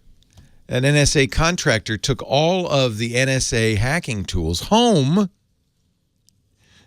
with him. The story goes that he had installed an antivirus program called Kaspersky on his system, a Russian antivirus software. One of the things that Kaspersky did was if it found something unusual on your drive, it would send a copy back to the home offices in Moscow. And it's believed, NSA is not talking, but it's believed by many security experts that what happened is this contractor took home the NSA exploits, the NSA hacking tools, put them on his machine. Kaspersky said, oh, look, here's some hacking stuff. Uploaded it to Moscow. Kaspersky, which we're told now by the U.S. government not to use, by the way, even though, many people have used Kaspersky for years. It's a very good antivirus, but it seems like they have some relationship with the Russian Secret Service. Somehow the hacking tools got uploaded to Moscow and then somehow got handed off to the Russian Secret Service, where it became part of a state-sponsored hack that was used a few months later to bring down the internet. So, or nearly, very nearly bring down the internet. So, long story short, Microsoft no longer supports SMB1. My guess is there's something going on in 1803 that might be related to changes. And I think they eliminated the home networking group. There's a whole bunch of networking changes, and that might be what you're experiencing. But I think only Drobo could untangle this tale. Tech Guy Podcast brought to you by Rocket Mortgage from Quicken Loans, the #1 lender in the country. Let's talk about home buying for a minute. It's both a joy and a nightmare. It's a joy because you're shopping for the most important purchase you'll ever make, the most expensive in most cases, too. And there's a little anxiety, though, because interest rates have been going up, right? So as you're buying, you feel like the clock's ticking. If you take too long, the rates are going to go up. It's going to cost you more, but you don't want to rush buying something this important. We can get rid of the anxiety. Quicken Loans has something they call the power buying process. It's at rocketmortgage.com/techguy. Here's how it works. They'll verify your income, assets, and credit. This is in less than 24 hours. You'll get verified approval. By the way, that's as good as cash when you're buying a house. The seller knows, hey, they're good for it. They got the loan already. So verified approval is great. But then, this is the new part. Once you're verified, you qualify for their all-new Rate Shield approval. This is exclusive. They lock up your rate for 90 days while you shop. You have 3 months to look at houses without any fear that interest rates will go up. They're locked in at that rate. Now, if they go down, that's good because the rate will go down. It just doesn't go up. Either way, you win. This is exactly what you'd expect from America's best mortgage lender. Quicken Loans just got it going on. To get started, go to rocketmortgage.com/techguy. Rate Shield approval only valid on certain 30-year purchase transactions. Additional conditions or exclusions may apply based on Quicken Loans data in comparison to public data records. Equal housing lender licensed in all 50 states. NMLS ConsumerAccess.org number 3030. rocketmortgage.com/techguy. Take the anxiety out of shopping for home. And then it's just fun. Then it's just like, oh, can't wait to see what's next. It's nice to be able to take your time. rocketmortgage.com/techguy. 8888 Ask Leo. Line 2, Jean in Valley Village, California. Hi, Jean. Hi, Leo. Welcome. Hello. Hello. How you doing? Sorry. I heard you talk earlier to someone about the Wyze Cam. Wyze Cam, yeah. I haven't gotten it yet, but I was planning on getting it, and it surprised me to find out that you needed a smartphone. I don't have a cell phone. Could you recommend the least expensive phone that might work with the Wyze Cam? Yeah. So so briefly, people understand, Wyze is WYZE. It's a company out of Washington State that makes really the most inexpensive security cameras I've ever seen. They have a $20 Wyze Cam, and then I've been talking about this Wyze Cam Pan, which is, $30. And it's what we call a pan tilt zoom camera. You can control it from your smartphone, aim the camera at anything. It has a patrol function as well, where it looks for motion around the room. It'll notify you via your smartphone if there's motion. And I think the real savings compared to something like Google's Nest Cam or the Ring camera, the other cameras, is these other cameras charge you a monthly or yearly fee for storage. Right. They record, but they record to the cloud. The Wyze Cam does not. They will save 2 weeks worth of video, which is more than enough. Mm-hmm. They only record video when there's motion. That's fine. You don't want to see it when there's nothing going on. Mm-hmm. But if they send you an alert, you can go look. You can go look back in time all the way up to 2 weeks, and they don't charge you for that. So it's $30 out the door. So in my mind, that's such a good deal. The fact that they don't have a website for this seems minor. But because most people do have smartphones. But if you don't have an Android or iOS phone, well, you actually, does it have an Android? I think it does, yeah. So it's Android or iOS. You can't use it at all. It just, there's nothing to see. So you could go out and get a cheap Android or iOS device. That would be easy. It need to be connected to the internet, obviously. Okay. Because that's how it, talks to your...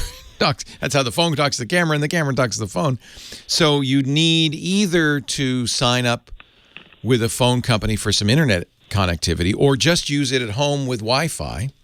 So if you do that, then you could go out and buy a sub $100 cheap Android phone or Android tablet with Wi-Fi and only use it where you have Wi-Fi at home, for instance. So maybe put the camera in your office, have the cheap phone at home. You can get Android phones for $50. Okay. They're cheap. If it's the cost would be the monthly fee for the internet access. So if you don't need to use it when you walk out the door, if you only need to use it at home, this would work fine.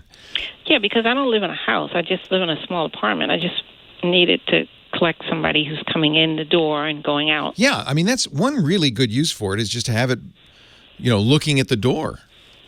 And I guess if I have questions, I can just call them. Yeah, and my experience is about electronics. Yeah. Well, my experience with them is they have pretty good support. wyzecam.com. Mm-hmm. It really is designed for the tech community that has smartphones. But I think, if you understand that, hey, the worst case, you don't need, if you're just looking at the front door, get the $20 one. Right. And at worst case, you're out $20. Exactly. And how, I know this is going beyond what you want to talk about, but exactly besides the phone that it would collect video on, is it possible for you, I'm thinking of this for a legal matter. For instance, if I'm trying to catch somebody, do they keep the video? Can you upload the video to someplace else? Yes. Oh, good. So you can save the video for later, and you would need to do that. It has a timestamp on it. Mm-hmm. You obviously have to ask a lawyer, whether it would be useful and, probative in court, but I think it would be. Mm-hmm. I'm not a lawyer. You should ask Bill Handel that one. Not that he's a very good lawyer, but, and I say that with love. Bill and I are good friends. He always says he's got marginal legal advice. But that would be one a lawyer would be able to tell you, well, is that good enough? I have friends who've been, sad to say, harassed by, ex-boyfriends and stuff. Mm-hmm. And I have recommended this for them. I think it's a good, it gives, if nothing else, it gives you peace of mind because if somebody's at your door, somebody comes in your door, you will get an alert and you will have video of it.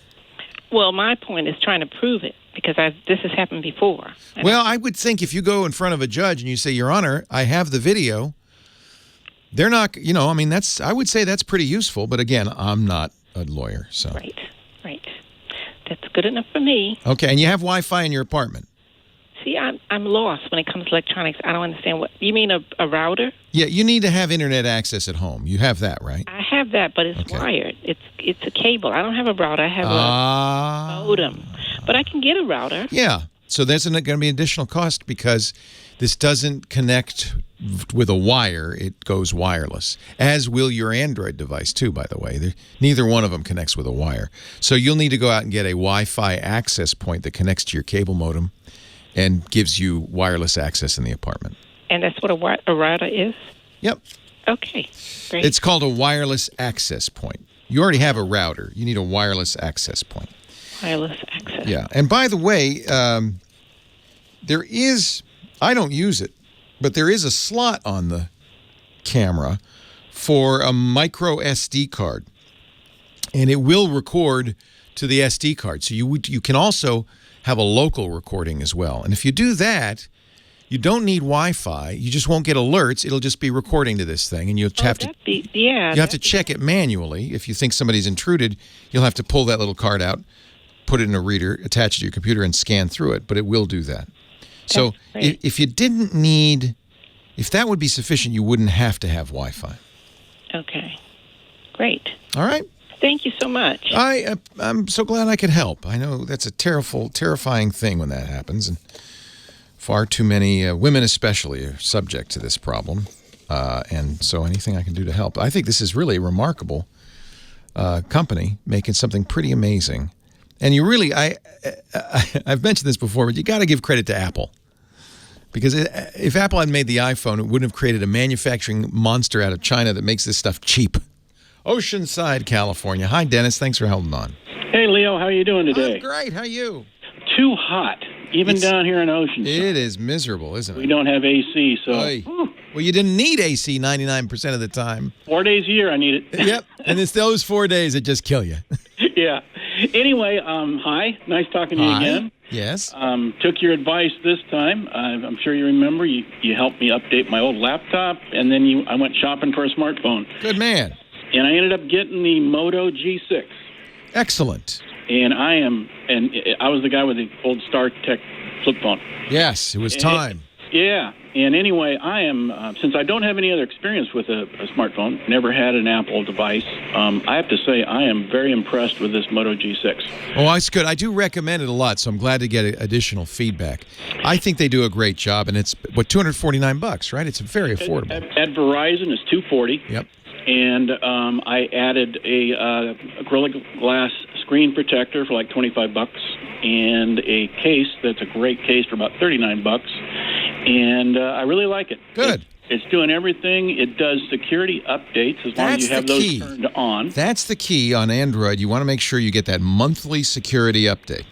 And it also does updates on all of the Android applications. Yeah, it should do that automatically. Yeah. Yes, it does. Very important. Anything in your phone needs to be kept up to date. So it lets me know that's going on every time it happens, and Good. I'm very impressed. The camera's unbelievably outstanding. And if there's only one complaint, it would be, and I'm sure it's the same with all glass-based smartphones, my stubby little fingers have a hard time typing on the glass screen. Yeah. But it has voice recognition, which works I'd say it's about 90% accurate. Yeah, that's the Google Assistant. That's really quite good. I would say it's the best of them all. So anyway, I just wanted to give you a report. Thank you. I really like it. Thank you. It's doing everything I want a smartphone to do. Nice, Dennis. Nice. Let me check my smartphone. 1 second here. Let me check it. My smartphone tells me right now it's 90 degrees in Oceanside and 97 degrees in the high desert. Yeah, if it's 90 in Oceanside, it's 115 in L.A. Yeah, I know. So anyway, I just want to let you know, thank you very much. Hey, nice to talk to you. Thanks for calling. I appreciate it. Yeah, I'm just looking at the Pixel. The Android phone I use is the Google Android phone. The Pixel 2 XL is the one I carry. And the main reason I do is because Google updates, Google puts out its updates monthly, early in the month. The problem is with most phones, Google then has to send it to Motorola, which has to approve it, which then sends it to the carrier, Verizon or Sprint or AT&T, whoever you use, and they have to approve it, and then maybe they'll push it out to you. So there's 3 different layers of slowdown, speed bumps here. If you have a Google phone, it's just the one. When Google updates it, they push it out. And in my case, the security patch I have on here is from July 5th, 2018, this week. So you should expect. In fact, before I would buy an Android phone, I would just go on the phone, make sure it's up to date, and if they're not updating at the phone store, well, that all bets are off. But if it's up to date, there's no more updates available, and then you want to look and see, and it shouldn't be more than a few months since the last security patch. Google does those every month in the first week or 2 of the month. Ideally, you'd see the current one. But I understand there's those speed bumps, so at least within the last few months. If it's from 2017, do not buy that phone. Just isn't safe. Rose, Torrance, California. Hi, Rose. Leo Laporte, the tech guy. Hi, Mr. Lee. Thank you for accepting my call. How are you doing? I'm well, Rose. How are you? Okay, it's hot, so I'm still inside the car. It's hot. Driving. See, you didn't mind me keeping you on hold. That gave you an excuse to stay in the car. Well, I finished my errand, so it's all good while waiting. Good. Yeah, just a quick question. Because my neighbor, she was just Googling and all. And then she found out, like, just on her address. And then it suddenly popped up in my name, and it has, like, a prefix of doctor in it. So, and then I checked it. So, yeah, it is. So, my name has a doctor in it. I have a doctorate degree and all that. So, I was wondering, I know there's, like, false information on the internet. And also, I just want to ask you, because I don't want this I understand. So, here's the deal. There are public records. There always have been public records. When you buy a house, that's recorded at the county seat. And somebody can, in the past, somebody could go down to the county seat and say, well, who lives at number 1 Main Street? And it would say, oh, yeah, Rose lives there.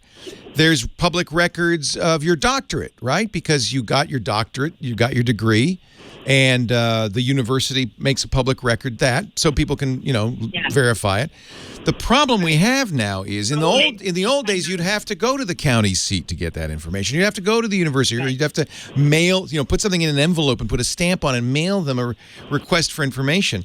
Well, there's companies, multiple companies now, that just go around to the county seats and they get everything and they put it online. So essentially, everything that's ever been a public record, including arrest records, court documents, property records, anything that's a public record is on the internet and can easily be found by somebody searching for your name. Right. There's nothing you can do about that. You can go to these individual sites. The individual sites all have an opt-out form, but there's many sites. You don't know all the sites. So you could, one by one, do a Google search for your name, then go to that site, say, please take me out of your database. And by the way, maybe it'll take them a week, maybe it'll take them a month, maybe they'll forget and never do it. They're not legally required to do it. Yeah, but the thing is, I am not a doctor.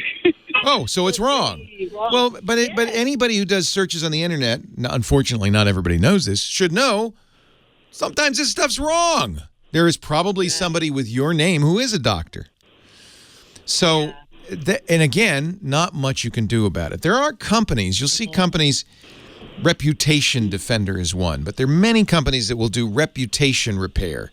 In Europe, there is a law called the right to be forgotten. And it's a silly law, but it is the law in Europe. If you, let's say you had an arrest conviction, and there was an article written about it 15 years ago, but you would prefer nobody see that.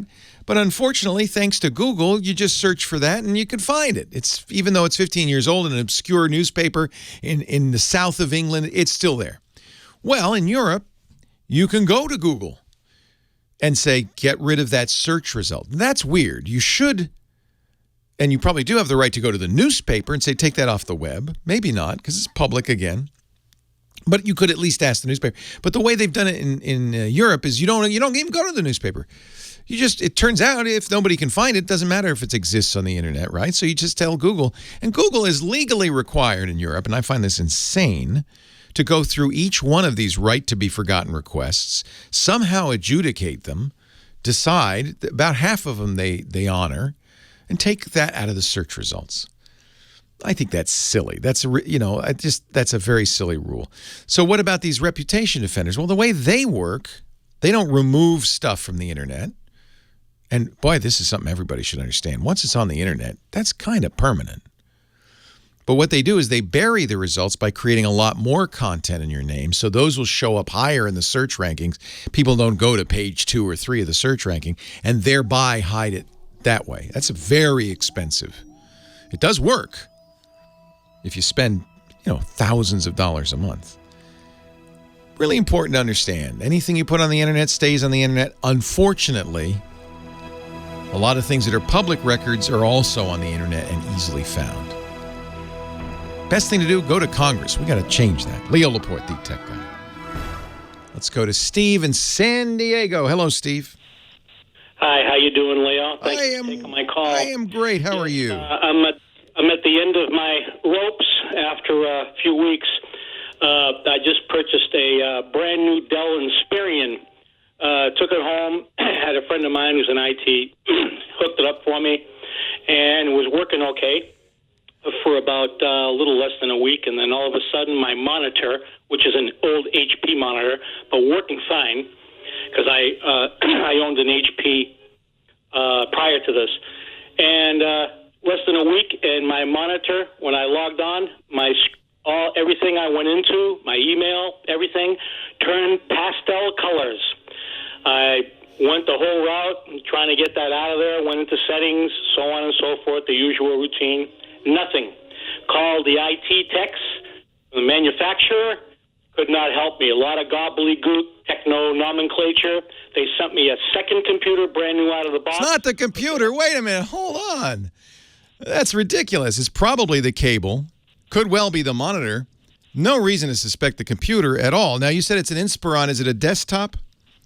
A desktop, yes. It's not a laptop, so you don't have a secondary screen. First thing you do if that happens, you borrow somebody else's screen, or if you can't do that, borrow it or buy a different cable and check the cable. Because when you get color casts like that, usually means a pin is broken on the cable or there's something wrong with the monitor. Very rarely does it mean the computer. In fact, I'm amazed that Dell sent you another Inspiron. You must have really raised holy heck. Yes, so what happened? Well, I had the cable checked. Cox came out, they checked the cable, everything was up and running, good signal. I had 3. Not the internet cable, not the internet cable, the monitor cable, the cable connecting the monitor, not your internet. So you're casting all over the place. First thing you do, your screen turns a funny color. Just, reconnect the cable on the back of the computer that's going to the screen, and then reconnect the cable on the screen that's going to the screen. That's an older monitor. Maybe it wore out. Maybe it's broken. Maybe the monitor cable is broken. If the cable is what we call normaled into the monitor, you can't remove it. It's wired in there. Well, that's hard because now it could be inside, but it could easily be that. So before you go crazy with your internet service provider and even Dell, I would just say, can I borrow your monitor? Go to a buddy's, borrow a monitor, and hook it up and see if it's still doing that.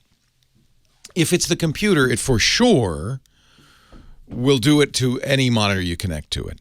And use a different cable, by the way, because most likely it's just a bad cable. Honestly.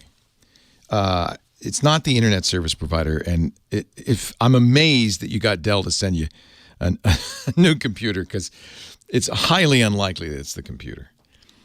It could, I can think of scenarios. Maybe the video card is messed up or something like that. But you got to test the monitor, and more importantly, the monitor cable first. The key to troubleshooting, the key to fixing a problem with a computer, is to do the simple, dumb, quick stuff first, like swapping cables.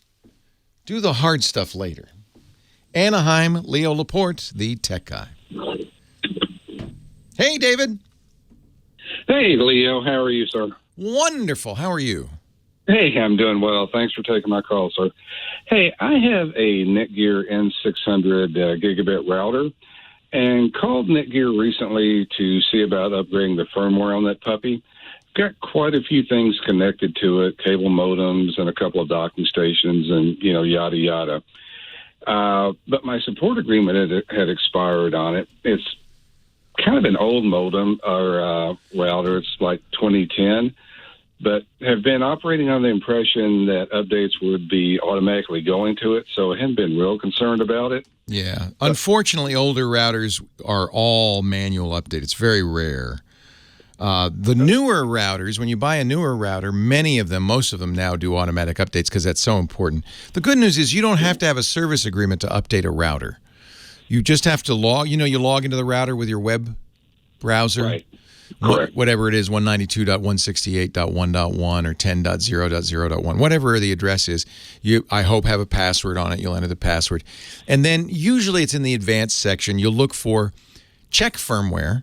You want to see what the current version is, and then look for an update. Sometimes it'll tell you, and sometimes you might have to look on the website, but almost always, even if the router is long out of warranty, which that is, if there's newer firmware, you'll be able to download it and apply it. And man, that's important. Yeah, what I found curious was two things. One is that I was talking about whether or not I should replace it, just given the age. I mean, I don't. Yeah, I would. Yeah, I would. They were really adamant. And the only time I've ever experienced this, they were really adamant about not upgrading, especially when I mentioned, the mesh technology that I've heard you talk about. Yeah, you don't want that stuff. No. Keep your old router. No. Yeah, they were pushing just to do the support agreement. Netgear, by the way, this is the irony, sells a mesh router. Yeah, And wait a minute, you were paying them for a support agreement? No, I didn't. It had expired, but that's what they were pushing me to get. Oh, yeah, that's an annuity for them. That's a check every month. Wait a minute. So tell me, is this a business-specific router? What's the router again? It's a Netgear N600. N600. Huh. Yeah. I didn't know they sold support agreements on this thing. That's rare because a router is really a consumer. This is a consumer device. Yeah, it is. And they wanted for 2 years, it was like $230. Oh, please give me a break. Yeah, exactly. And for what? They don't even automatically update it. Yeah, I couldn't buy into that. So I wanted to kind of pick your brain on, I've heard you talk again about mesh technology, but I'm not sure where to start on that as far as a brand or, just a starting point. So let me talk about what these things are. You may not need one. How big is is the area that you want to light up? 1,600 feet. Okay, that's fairly small. Usually a single router is enough. Do you have issues with slow Wi-Fi or lots of buffering when you watch video, things like that? We do when we're doing Hulu or... if you're watching Hulu and the kid's watching Netflix and upstairs grandma's watching Amazon Prime, well, of course, because you only have a certain amount of bandwidth. You can't... No router will magically improve that. I don't think you need a mesh unless you have dead spots. But I think you do need a new router. Every few years, you should get a new router. You can get a new Netgear. They're great. Or Asus. I really like Asus routers. In the mesh brands, they're a little more expensive because you usually get more than one unit. Eero, which is a sponsor I like and use at home, is very good. Any of those would be fine. Probably just a new Netgear. Leo Laporte, the tech guy. I had to break. Sorry. There's a website called The Wirecutter, New York Times website, that reviews Wi-Fi routers, and I've found them to be very reliable. In fact, I know the guy that does their reviews. So, they would give you some good recommendations. In fact, their #1 router is a Netgear R7000. Oh, okay. So nothing wrong with that. You don't need, with 1,500 square feet. Unless you've got, is it upstairs, downstairs, or is it flat? No, flat. If it's flat and you don't have, metal walls, probably a single router's fine. Okay, cool. I'll check that out. Yeah. Hey, Leo, I appreciate it as always. Thank you so much. Hey, it's great to talk to you. Thanks for the call. See you. Take care. Bye-bye.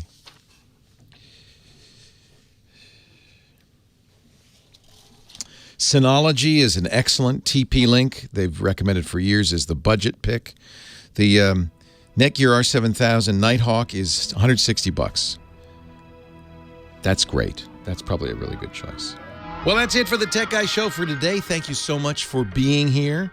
And don't forget, TWIT, T-W-I-T. It stands for This Week in Tech, and you'll find it at twit.tv, including the podcasts for this show. We talk about Windows on Windows Weekly, Macintosh on MacBreak Weekly, iPads, iPhones, Apple Watches on iOS Today, security on Security Now. I mean, I can go on and on and on. And, of course, the big show every Sunday afternoon, This Week in Tech. You'll find it all at twit.tv.